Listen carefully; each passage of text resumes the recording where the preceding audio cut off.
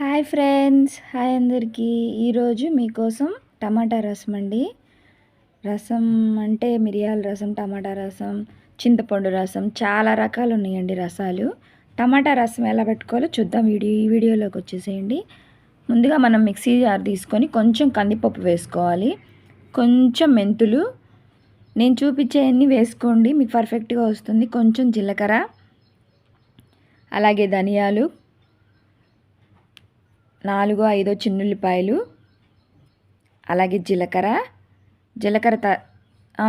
కాదు, ఇది మిరియాల పొడి, అలాగే ఒక అల్లం ముక్క, ఒక 4-5 ఎండుమిరపకాయలు,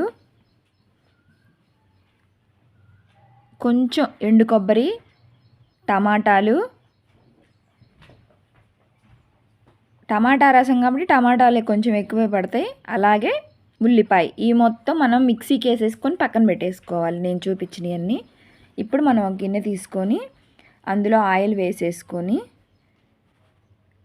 మళ్ళీ పోపు పెట్టేసుకోవాలి. పోపు అంటే తెలుసుగా, తాలింపు గింజలు, జీలకర్ర అన్నీ ఉంటాయి, కరివేపాకు, ఎండుమిర్చి ఇవి వేసేసుకొని మనం పోపు పెట్టుకోవాలండి. మిరియాలు పొడి లేకుండా మనకి రసం అవ్వదు, అది ఉంటేనే చాలా పర్ఫెక్ట్గా వస్తుంది. ఇప్పుడు తాలింపు కొంచెం వేగాక ముందుగా మనం మిక్సీకి వేసుకున్నామే రసం పేస్ట్, అది బాగా ఆ తాలింపులో వేగాక ఇది బాగా పచ్చివాసన పోయేలాగా వేగాక కొంచెం పసుపు వేసుకోవాలి.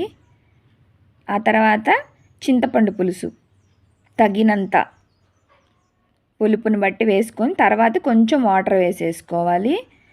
వాటర్ వేసుకున్నాక ఉప్పు, కల్లుప్పు, మేము కల్లుప్పే వాడతామండి, చాలా బాగుంటాయి టేస్ట్గా కర్రీస్.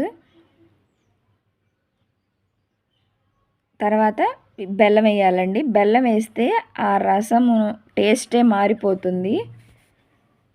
ఇలా బాగా తెరలబెట్టాలి. ఇలా బాగా తెరలాక ఫైనల్గా కొత్తిమీర వేసి రెడీ. నచ్చితే లైక్.